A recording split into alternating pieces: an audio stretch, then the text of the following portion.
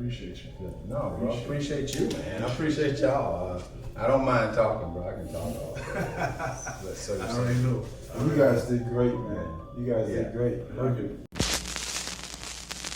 How good and how pleasant it is for brethren to dwell together in unity.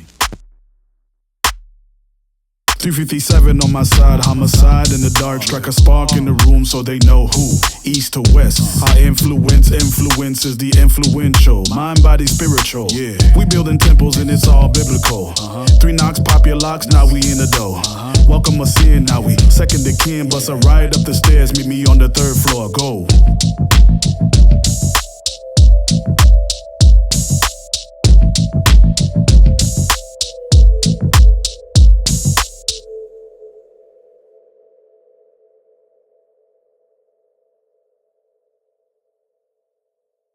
All right, good day, everyone. I'm Senior Deacon DeFrank, and welcome to the Square Root of 33.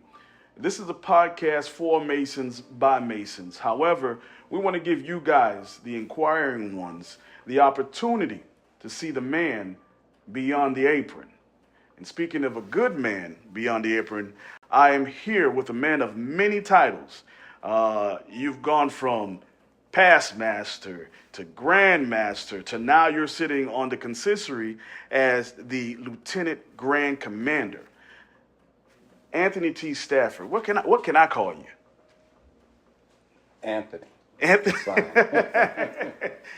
All right, so Brother Anthony is okay? Yes. All right. So we got Brother Anthony T. Stafford.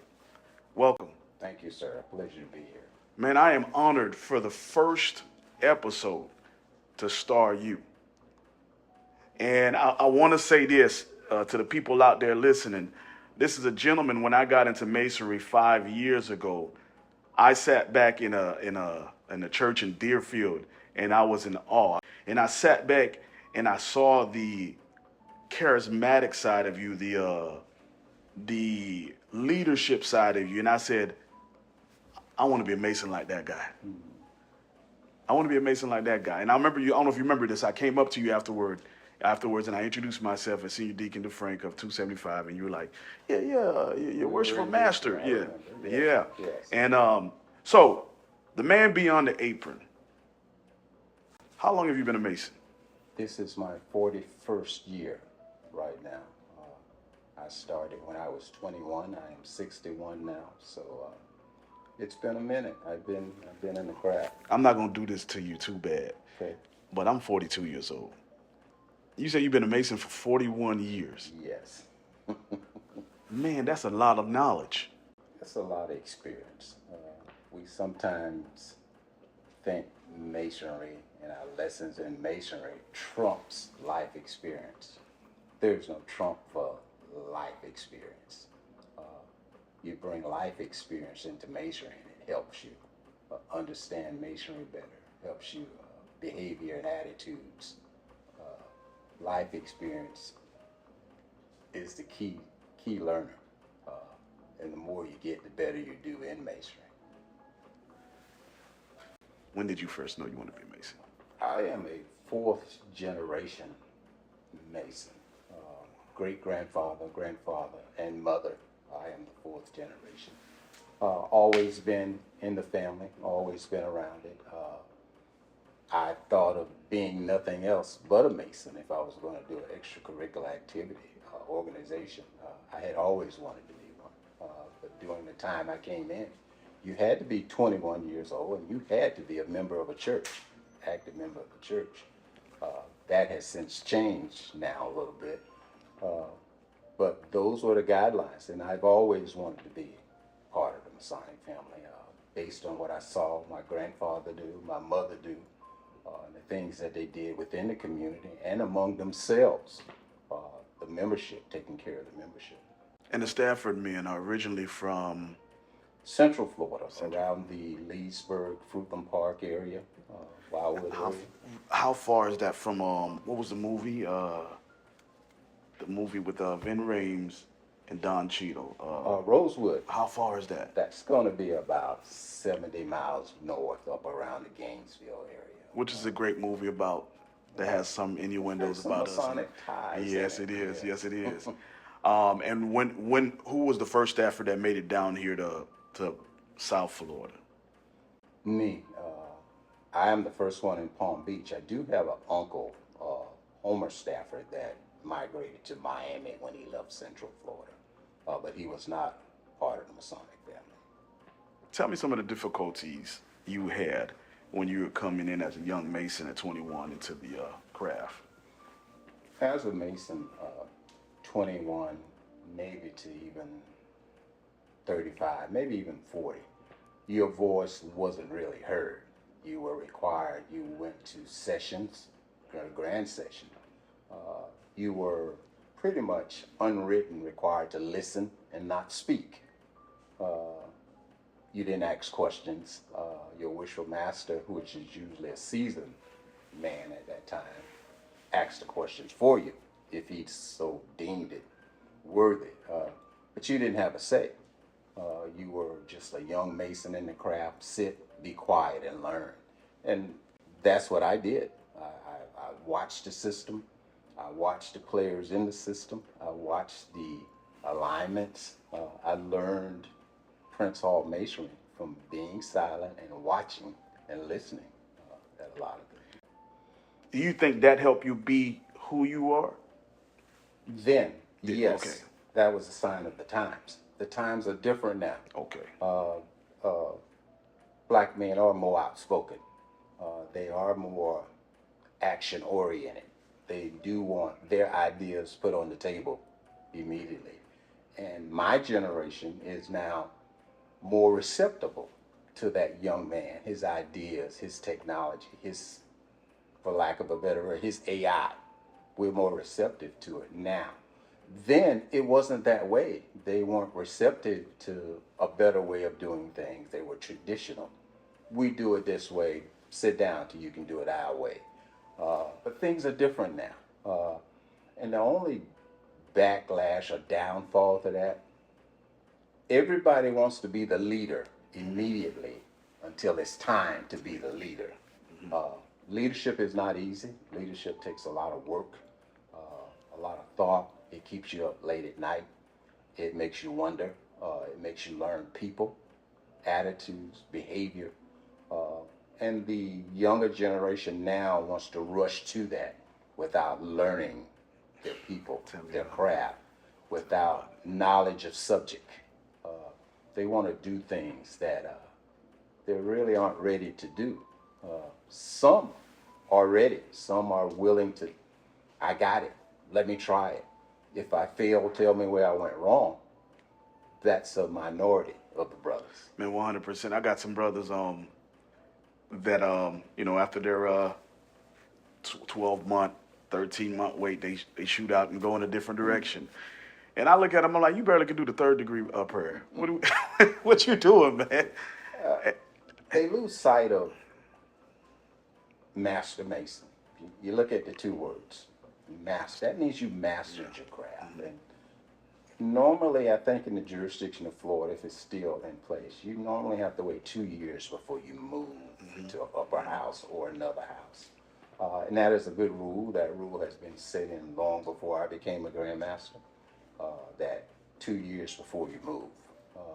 And in those 2 years, you should be trying to master your Masonic lessons, correct, your Masonic ritual, your Masonic burial, things of that nature, the way, order of business of the lodge. Just so much things you could be mastering before you decided to jump to the next house or run to somewhere you really shouldn't be yet. When did you get your aha moment, this is what Masonry is? Mine probably came in the form of patience. One of the first lessons in Prince Hall Masonry is patience. Most people will tell you, oh, it's not patience, it's something else or something else. But when one thinks back, when they, as you put it, come to the door, there was a level of patience you had to have. And I've learned to be okay with standing in a line, whether it be grocery, for food, or for a ticket, or at Disney. I've learned to be patient and wait my turn. And when it's my turn, I'll take all the time I need to take care what my turn says what it is. You got to be willing to be patient and wait your turn for your time. Yeah, I love that. That's one of my key words. Wait your turn. Mm-hmm. I know that. That's definitely, and I do too. I enjoy staying in the lines as well too in supermarkets. I'm a nosy person. I look around everywhere. I like to observe everything when I'm moving up. Beyond the apron, right? Because we can sit here and talk masonry all day. Anthony T. Stafford. Outside of masonry, who's Anthony T. Stafford? What I like to say, the common sense guy. God didn't make him so intelligent or wise. But the Lord gave him a lot of common sense. And when you got common sense, you can get through this world just on common sense. And I think I have that common sense. I'm family oriented. I believed in raising my kids, taking care of a spouse.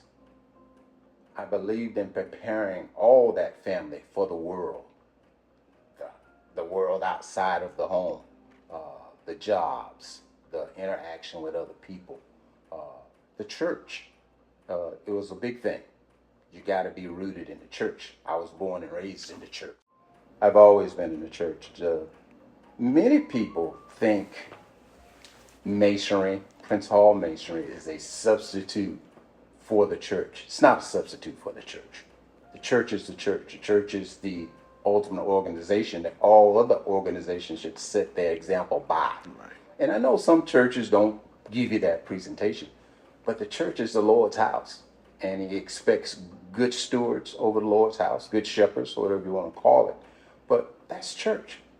Prince Hall Masonry doesn't supersede the church. It's not a substitute for the church. When men come to the lodge and want to join the lodge, one of my first questions is, are you a member of the church? And when they say, no, I don't really go to church, that's a blackball for me. For those that know what a blackball is, you're not a good member because you have no Christian or foundations relationship with other people. The church builds character. The church builds inner spiritual, soulful things that you need that maybe the lodge don't even have qualified people to give you. You have to start with the church. You have to start with believing in the Lord God Almighty and in his Son. In my religion, my denomination, you have to believe that. And it's got nothing to do with the devil. Oh, sure, the devil is out there. But that Bible was there long before that Masonic ritual. And the lessons just intertwine. That lessons from the Bible are in that Masonic ritual. So how do you pull the devil out of that? I'm sure you can create some stuff, but it's normally lack of knowledge when you hear people say devil worship. Even preachers, devil worshippers, that's what they are. It's lack of knowledge. They fear what they don't understand. Yes. They don't know. It's simple. A lot of our stuff is public record now. You know that. You can go on the internet and pull down a lot of things. That's why I tell a lot of brothers, the thing what makes us a good Masonic organization is the unwritten things, not necessarily written things. Yes. Because people can get their hands on written things. The unwritten things that are in our heart and in our head, they have to pull that out of us. They have to beat that out of us. They have to trick us out of that. Right. Everything in Masonry is not written as people think. It's the unwritten things that make you a good qualified Mason. You just said brothers that may not be qualified. And when you said that, it sparked a question. Are all brothers good brothers? No, all brothers are not good brothers. All Christians are not good Christians. Okay. All Muslims are not Fair good enough, Muslims. The Masonic order is not perfect. Some bad brothers have gotten in. Some bad brothers have stayed in. Some bad brothers have left out. We try to be good. All of us try to be good. The one bad apple, which represents us all, gives us a bad reputation. As for any organization, any social fraternity, other charitable organization, any club, it can be a reflection on your organization. You and I have nothing to do with the devil. But if one brother cuts off a chicken head, by all means, everybody in there cuts off chicken heads. And that's simply not the case. But in all fairness, in this of our organization, our job is to become better each and every day. And I say that to say this: what I've noticed in my young years, and I would say young wise years, because I pay attention to everything. A lot of my elders, and I hear them. A lot of brothers who've come into this order are dragging a dead body. And what I mean by that is that we come from, as black men, we come from areas, some of us come from areas that are poverty-stricken. We come from homes that are broken. And once we join, and those things come with a lot of psychological disorders as black men. And once we become brothers, our job every day is to chip away all those things so that we can be perfect someday in the eyes of God. And when I say they drag a dead body, is once they come over, once they come over, I believe that a lot of brothers refuse to chip away at those edges, and they continue to have those old habits that they had, whether they came from a hood, broken home, poverty-stricken area. They continue to drag that body through Masonry. And here you are, some odd years later, you have leaders that still have that dead body right there in the bed with them. Okay. It's not an individual's job.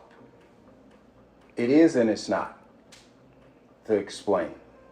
Once you become a member of the lodge, you're in a brotherhood that should help you chip away those things. It's my job to point out, that's not a good idea, bro. Rethink that, reevaluate that. Or if that's the way you used to do it, maybe that wasn't the best way. It's my job, our job, all the brothers' job to help you become better. And that's what we do. If you're a good brother, I'm going to help this brother, whether he's new, whether he's old. At our lodge meeting, we used to have what we call the round table discussion. We called it a Mohican table. And the older brothers usually sit at that table, generate the discussion, and the younger brothers in the lodge would sit around the table listening, inquiring on the subject being talked about. And that whole table would give advice, opinions, ideas, strategies on how to do things.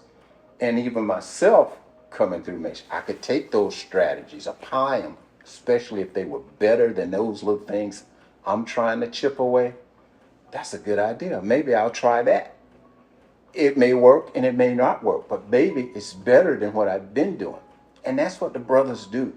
Me and you can share ideas and we can come up with a solution.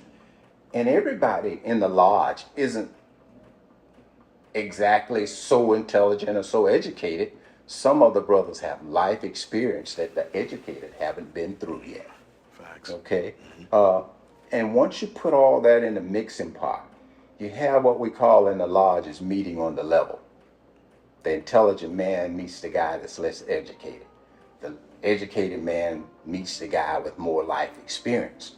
And you level that off and you're going to make yourself a better person. Right. You build be a better person. Yeah. It creates a better foundation for the whole You have to have that harmony and you have to have that spirit.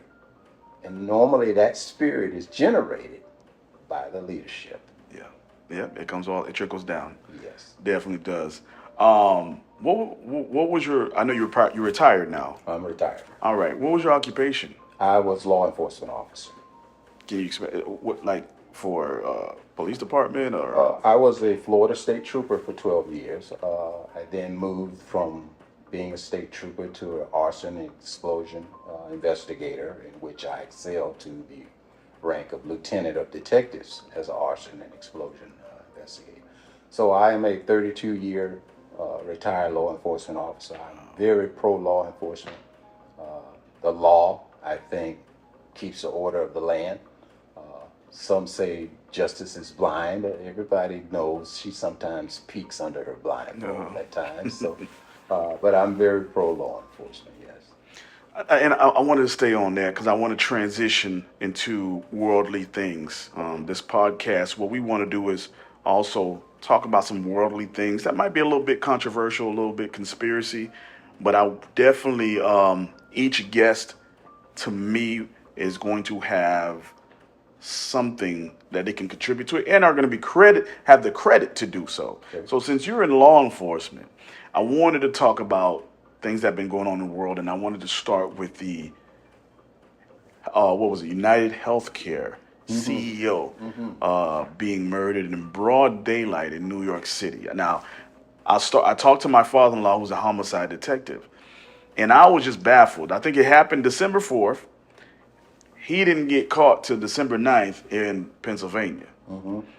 And this is New York City. This is post 9/11, post Patriot Act, where cameras are everywhere.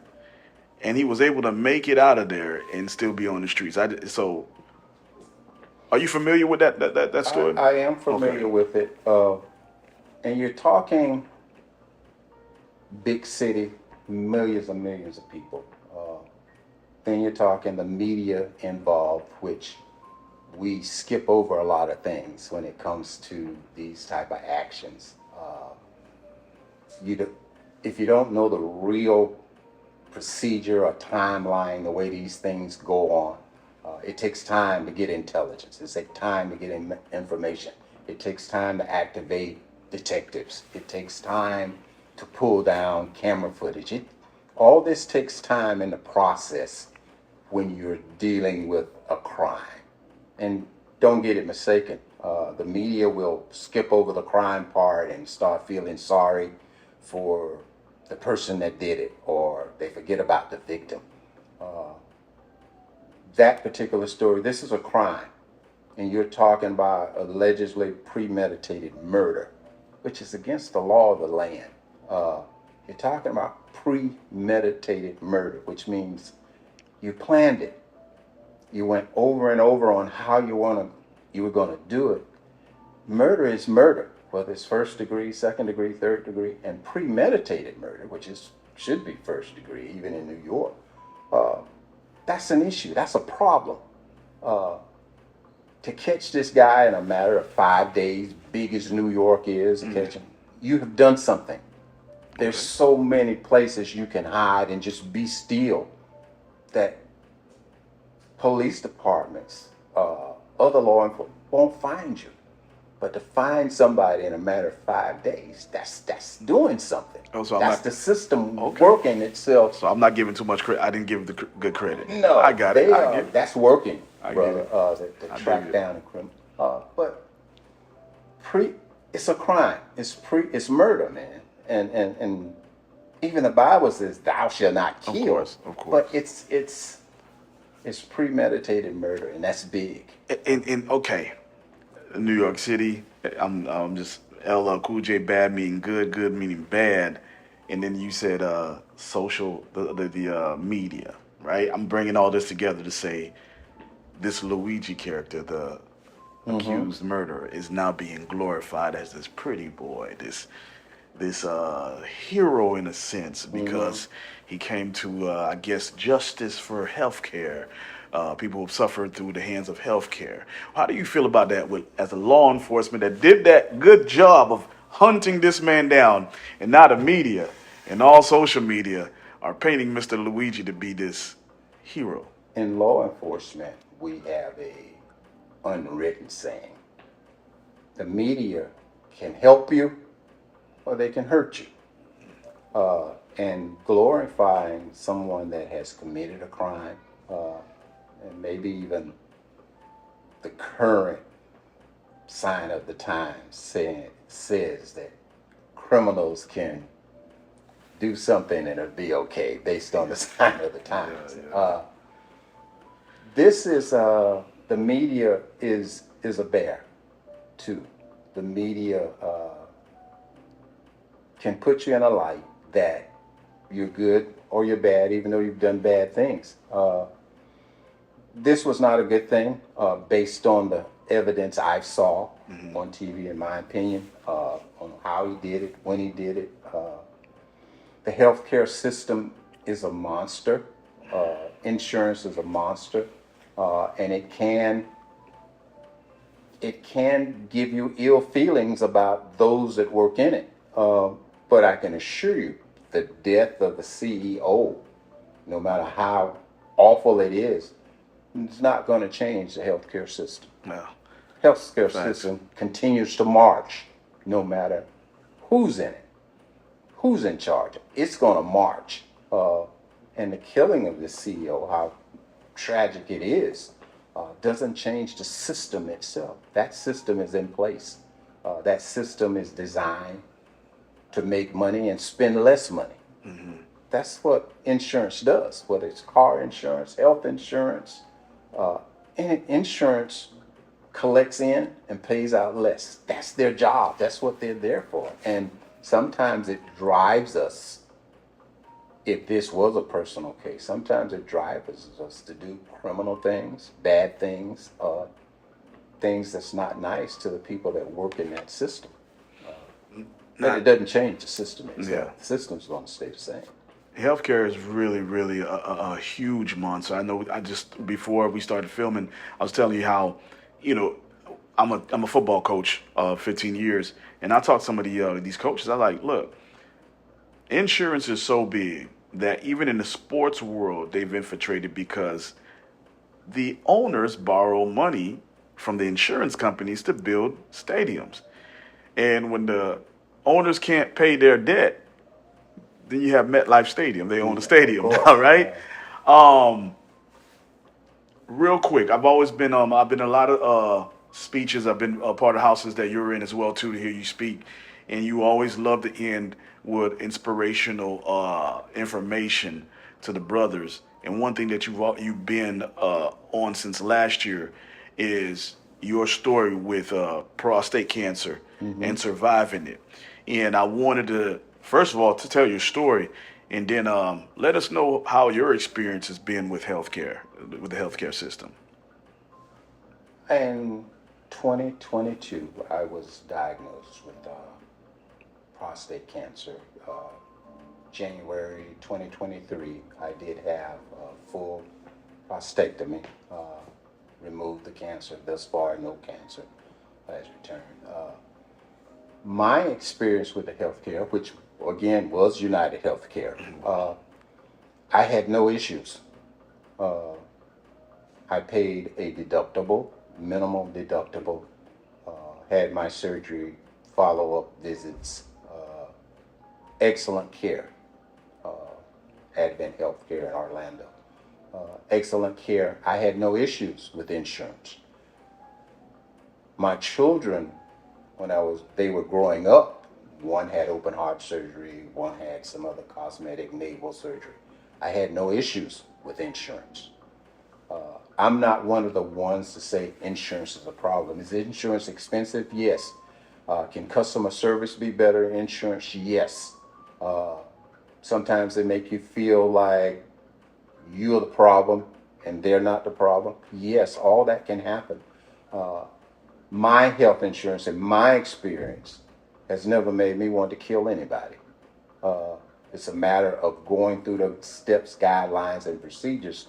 If I have a problem, taking care of the problem through the procedures they have set up. That's me. Everybody isn't like that. Everybody doesn't have the same coverage I had. Everybody doesn't pay the same premiums that I paid for insurance coverage. So it could be demanding on an individual basis. It could drive you so angry, or a certain coverage you can't get for a loved one that you thought you were paying for. It could drive you to a place. It could. But you're going to have to govern yourself on that place that you go when you have those type of problems. Prostate cancer was no joke. It was a no-brainer to me when they told me I had cancer. I wanted it out. And they said, oh my God, you can't have kids no more. Oh my God, it's going to be a change in quality of life. Okay, but I want to live. I want to be here. I didn't want it to spread throughout my body. I went through the steps and procedures before and after, and it was a challenge for me, physically and mentally. Notice I said physically and mentally. For every man that has went through it or goes through it, they'll tell you he's speaking the truth. It's a challenge physically and mentally. I have no problem advocating to, especially black men or any man, get checked. Get yourself checked. The earlier you catch prostate cancer, the better you'll do. If you wait too late and you know it's there and you don't do anything about it, it may kill you. It's a 90% chance it's going to spread and it's going to kill you. And I have no problem advocating to the brothers or to anybody I talk to on the subject. Get it checked. Start building a plan of treatment for it to get rid of it. It's a serious thing. Cancer is no joke. And prostate cancer is probably the minimum cancer you can have because it's a slow growth for some. But that's what I have no problem advocating to save somebody's life or to keep them from going through the misery and pain of having cancer all inside their body. Since I've been advocating since 2023, even at that grand session in April, there's been 7 to 10 brothers that have gotten checked that had prostate cancer that began treatments or getting removal. So it works. And I was just one of the ones that spoke out. And brothers like, I can't believe you're saying that. You're not, ashamed. No, I'm not ashamed to talk about go get yourself checked for prostate cancer. It'll kill you if you don't. And that's why I advocated so strongly. I won't stop. I've been free for discussions with those that find out they have it. I'll tell them the procedures I had. They're getting better and better at it every day, just like heart surgery. So it is something that I feel strongly about. And it's an amazing story, man. Every time it hits me the same way every time I hear you talk about it. During that time, the dark time, how did Masonry help you through that? Or did it? It did. Okay. In the form of, there's some good brothers out there. There's some brothers that went through that procedure prior to me going through that procedure. That helped me, that told me this is what has to happen. This is how you're going to feel. This is what you have to do. This is the length of time that you'll go through this part. This is that. I had brothers call and check on me. And that even brings it clearer to light. You don't know how good it feels when a brother calls you to ask you how you're feeling. Not a text, not an email, not a voicemail, but they actually called you and you said, hello, say, bro, it's so-and-so. How you doing? How you feeling? Coming along.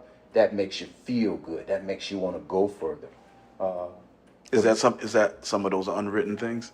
Unwritten things. Yeah, that's sir. not written. And there are good brothers out there. I have good friends in Masonry. Besides being brothers, we're good friends. And I often tell the brothers, one of the strengths of having a good lodge is all the brothers in the lodge are friends first. Yeah, I heard you said that. Yeah, and that is the key to having one of the keys to having a successful lodge. We have several lodges, and in the jurisdiction, all the lodge members are friends. Even our Prince Hall Masonry aside, they're still good friends. Right. And your lodge functions better because friend respects friend, whether they agree or not. And it helps. And the lodge brothers and the sisters, how the sisters checked on me. They called my wife. They asked her, did she need anything? Did she need any help? Did she need any time away? Can we help you do anything? It's a good feeling to know that there's an extended family out there to help you. Sincere brothers, real brothers. Now, on the other hand, was there brothers that you didn't hear from, brothers that didn't care if you were sick or not? Yeah, of course they're out there. But that's not the type of energy you're feeding off. Okay. When you're sick. But you remember it. Oh, you remember it. Well, you don't feed off. But everybody's not the same. And it's back to that short conversation we had about human relation. Yes. Human relations, I wish everybody could take that class. It's so important on how we get along with one another, how we respect one another. What are my true thoughts about you and other brothers? A human relations class would help people greatly if they would just have it. Makes sense. But Prince Hall Masonry has been good to me. It's been good brothers, not just in Florida, all over Arkansas, Mississippi, Texas, Tennessee, South Carolina. Brothers from all over, they're there. And we practice it like it should be practiced. And that's what the fraternity is all about. Man, that's such a great inspirational story. Every time I hear it, like I said, and brothers over 40, go get checked, guys. It's important. Yearly checkups. It doesn't hurt you, man. It only makes you better, man. So, heading towards another conversation that I wanted to have with you. New Orleans just suffered what they call a terrorist attack. Vegas suffered the same thing. This probably is going to go on more so of a controversial conspiracy theory. First and foremost, they starting to call everything terrorist attack. What's up with that? It's a label that you can't set aside. Yeah. America is different now. The way we think, the way we do things, the way people think that they can change things. Disregard of the law, private property, private area. U.S. has no jurisdiction over this area that we are at. Things are changing, and people are empowered by certain leaders. People are empowered by certain things that happen. And some people are just renegade. They run amok of maybe their organization's values, goals, whatever the case may be. New Orleans was a bad thing. Was it a terrorist act? Domestic terrorism, yeah, which means in-house. Right. Could very well could be. We know they're out there. We live here, but some people aren't for here. And it's something you can't set aside. It very well could be. And it's probably going to be over our pay grade because we don't have enough intelligence or information. Maybe even the media can't get their hands on enough information to share with us so we can form an opinion. But you're back to that common sense thing. You know hate groups are out there. You know people are out there that don't like the status quo of the United States. Even with the current incoming president, they're still not happy. Everybody's not going to be happy with the country no matter what side wins or loses. They're going to be out there. And if we close our eye to, oh, we're okay or we're protected, I'm not worried about my family, the system is going to take it, you're an idiot. You have to pay attention. You have to watch. You have to pray. You have to keep your eyes open everywhere you go. Yeah. Everywhere. Not so much for me, but for the spouse, the kids, your kids, my kids. And I like giving this example. If I see a pickup truck throwing beer cans at kids, that's a problem. Oh, of course. That's a problem. And Have you seen that? I've seen that before. Oh, yeah. my. That's a problem, not just for me, but for the community. Right. And it doesn't matter what color the kids are. They're kids, and they don't deserve that type of treatment. We have to be aware of our surroundings. We have to be aware of what goes on at Publix. We have to be aware of what goes on at Kent, Winn-Dixie, and Chick-fil-A. You have to keep your eyes open because it's just the way it is now. People are out there that are trying to hurt you. They mean to hurt you. And it's no reason to fear. You just got to be aware and tell somebody. They got reactionary law enforcement all over the place. Cameras are king now. Cameras are king. It's going to get hard for the criminal element with the way the camera system is going. My common sense, though, when I was reading the articles and I seen the, the clips and everything like that, born and raised, the accuser, born and raised in Texas, Army veteran, both of them, Army veterans, both, and I'm speaking about the New Orleans and Las Vegas terrorists, both rented a vehicle from one of those Turo apps. Both ran their cars into a group of people. Now, you got the FBI that are saying they posted, well, one of them, the one in New Orleans, posted ISIS connections in the past and whatnot. But like I said, my common sense is like, are they? Is it Is it me or is it just a conspiracy? It's not just you. It very well could be a conspiracy group, but these type of groups, they get their satisfaction by generating fear. Okay. Fear, to live in fear is probably one of the worst things anybody could live with. I'd rather, and when I remember for this example growing up, I'd rather get a whooping from my parents than go day to day wondering if they were going to whoop me. That's living in fear. Yeah. And these type of groups, they try to generate a fear. Don't take your kids to the fair, something may happen. Don't take your kids out to eat, something may happen. If they can generate fear, these conspiracy groups, if they are a conspiracy group, which we don't have enough information to say they are, but I think based on the way our system of law enforcement, intelligence, military intelligence, if they are, I think it'll be rooted out. I think it'll come to the surface. But if they generate fear, domestic or abroad, I think the mission is somewhat accomplished. There was a thing about that when the airplanes crashed into the towers, that I'm scared to fly. Yeah. And America hopped on the thing. Don't be scared to fly. We're going to fix this. This won't happen again. This will not happen. We will screen harder. And people were afraid to fly for a little while. But they smoothed that over. Things are in place. You don't get by TSA now with anything. Sure. And in a little piece of metal, they want it. It's just some things that these conspiracy groups, they got to be good at. And obviously, these pre-planned things, Las Vegas, New Orleans, even the New York murder, it was pre-planned. Yeah. Those are big cities. In big cities, things can happen in a big city. And it's hard to monitor every little person. And most of these were single individuals, even though they may represented a lot of conspiracy people in their group. This one person is hard to just manage. But if you noticed, they got camera photos of almost everything. Once they go back and review, they can pinpoint the murder in New York when he was standing by a light pole when he crossed the street. These things are in place, but sometimes you're just not ahead of them.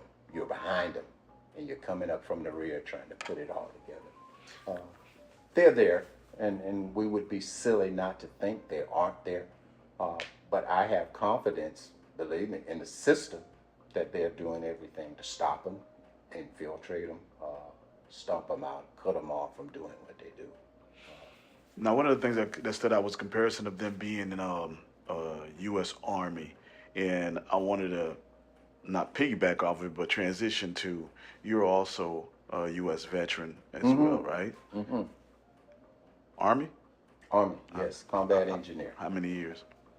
7. I was a ROTC graduate from college. I had an obligation of 7 years, and we did that 7 years. Yeah. And earlier on in this in the episode, you were speaking about order, and we know Masonry, order, commonalities between the two, and the differences when you're done with that.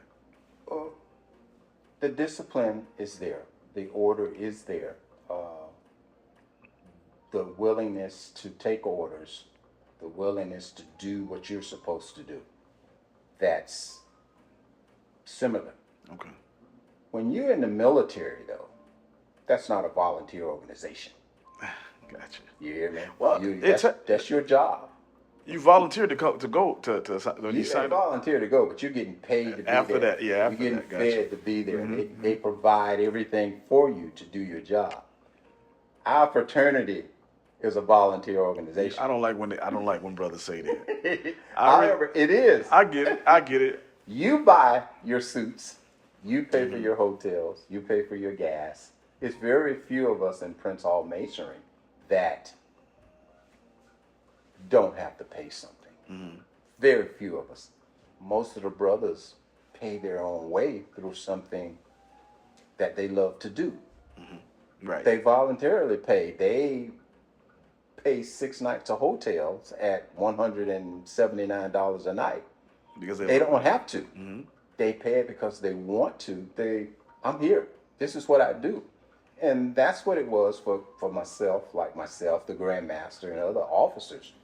This fraternity is what we do. I don't care how much it costs. This is my fraternity. You often hear me tell you. I love it. This I is love my it. fraternity. This is what I do. Yes. This is what I'm paying for. This is why I pay my dues. I'm going to be at the convention. I'm going to be at the meeting. I'm going to give my input on the subjects at hand, the ideology. I'm going to say why I pay my dues so I can say what I want to say when my turn is coming. The military is different, but we try to have discipline, most especially in Scottish Rite. It's a military house, even though it may not look like it, but we have those military standards of you have the leadership responsibility based on that degree that you elevated to, especially for those with a lesser degree. The fraternity is good for men that's always back to the basic, that's trying to be better, want to know more, want to learn more, want to know more about the structure, want to know what's required of them in the structure, want to know how to uplift those that serious about the fraternity, want to learn more, want to do more in the fraternity.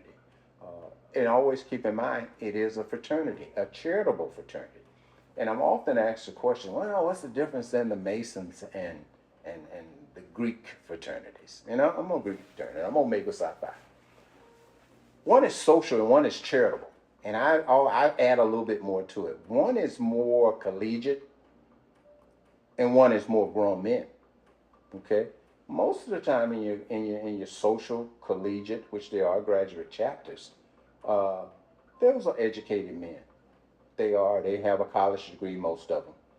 But in the lodge, you have the grunt doesn't have a 4-year degree, didn't want to go to college. Some make more money than those in college. Right. But he has life experience. He's a plumber. He's an electrician.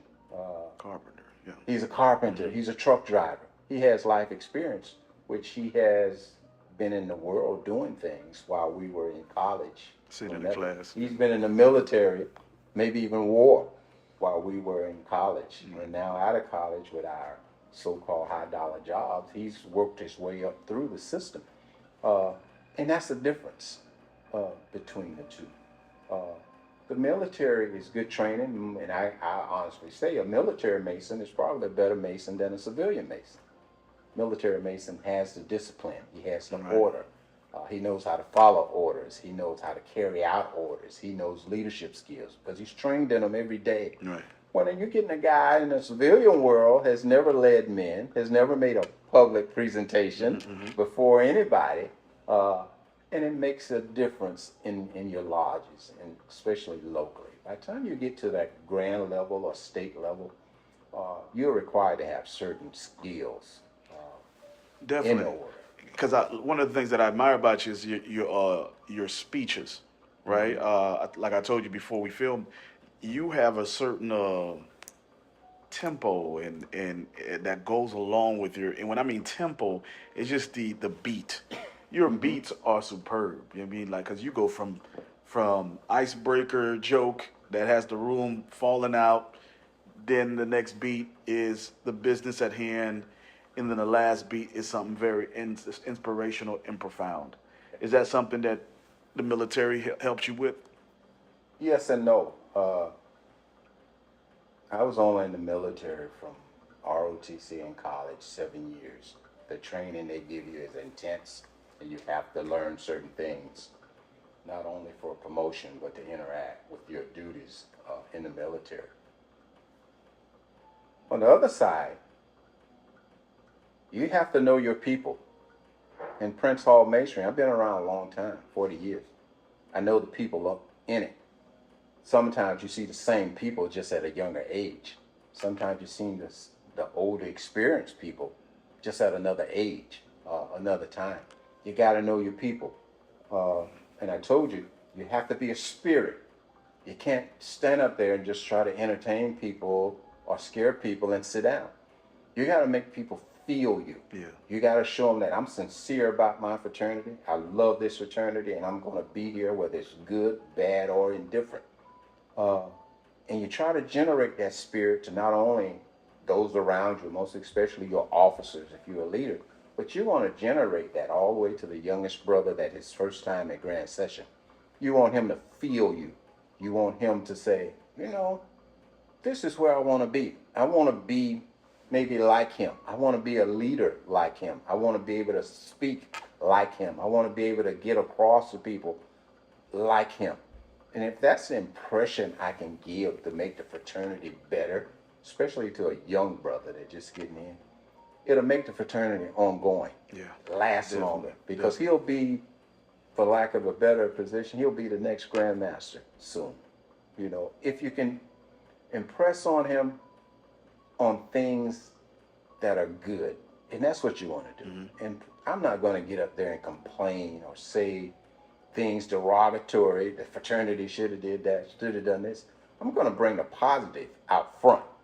So most of my comments is, I'm probably going to make you laugh because I'm silly like that. Mm-hmm. And I'm probably going to say something serious because I'm serious like that. And I'm probably going to say something inspirational because I want you to be better than me. Right. And you'll often hear me. I tell people, the next person after me in leadership is supposed to be better. Correct. They're supposed 100%. to be a better leader and learn from my mistakes. 100%. So we try to do things as a leader to make the next leader better. And those that we're trying to uplift that are future leaders, we want them to be better because we want the fraternity to live. We want it to thrive and we want it to survive.